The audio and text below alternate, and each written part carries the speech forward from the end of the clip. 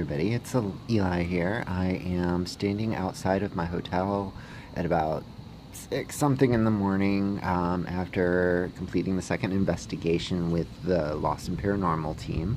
Last night we were at the Jenny Wade house, and the night before we were at the Orphanage here in Gettysburg, and I just kind of wanted to go over some of the stuff that came up. Probably gonna split this into a couple different videos, just because I don't want a ridiculously long video. So let me start with the Orphanage. My experiences at the Orphanage were really kind of intense there, and I will post a link with some background information on the Orphanage here with this. The night started before we even entered into the building. As we're standing outside, convening, getting ready for our people to get there, our guides to let us into the building. We tour guides, not spirit guides.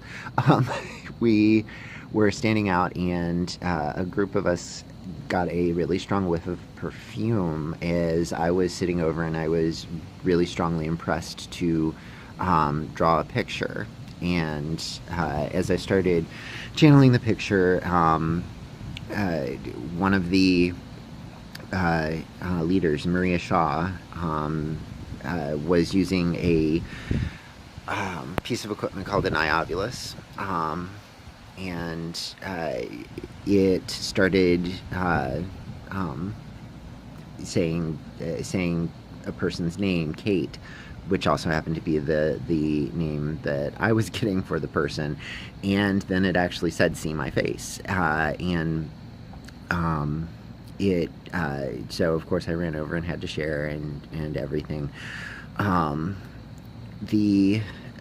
we got into the Orphanage, I was able to get some really strong connections with some of the kids that were there. The Orphanage was not a good place for kids. It was for orphans from the Civil War, for Union soldiers, kids that had been orphaned from that. And the first 3 years it was open, it was wonderful, had a very caring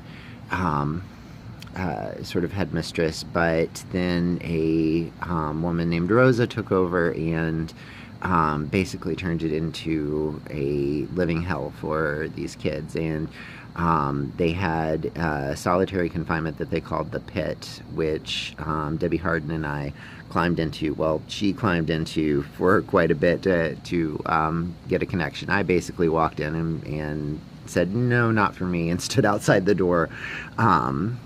And then went back, reconvened with the rest of the group, and we sat in the cellar basically having an hour and a half long conversation through mediumship and the iovulus, a piece of equipment on Maria's phone that helped us to make these really strong connections. And I did do a couple of other spirit drawings there in the dark cellar, which proved to be really daunting, but also very fulfilling.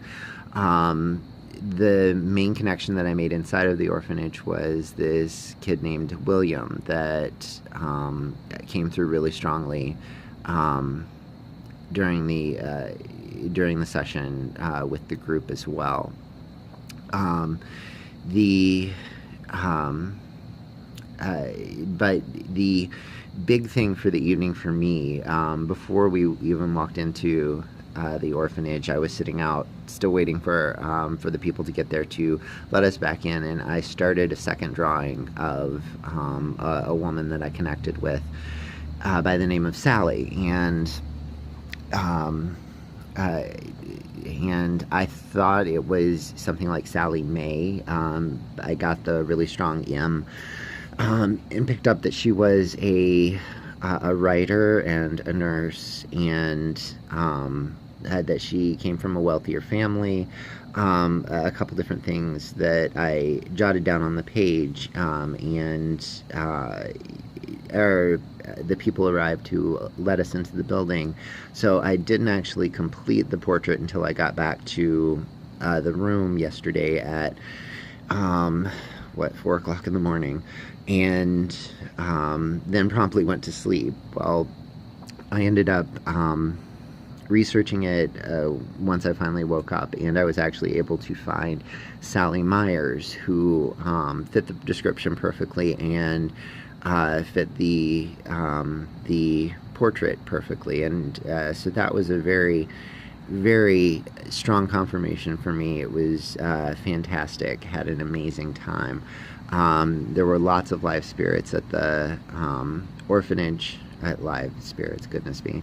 It was a very active haunting, and the spirits were very, very happy and willing to interact with us. So it was kind of a sad story, and a very heavy place energetically, just because of all of the bad that had happened there. But the connections were really fulfilling and beautiful. So I'll go ahead and wrap that up for this video on the orphanage. Be sure to check out the links for a little additional information, and I will see you soon. Brightest blessings.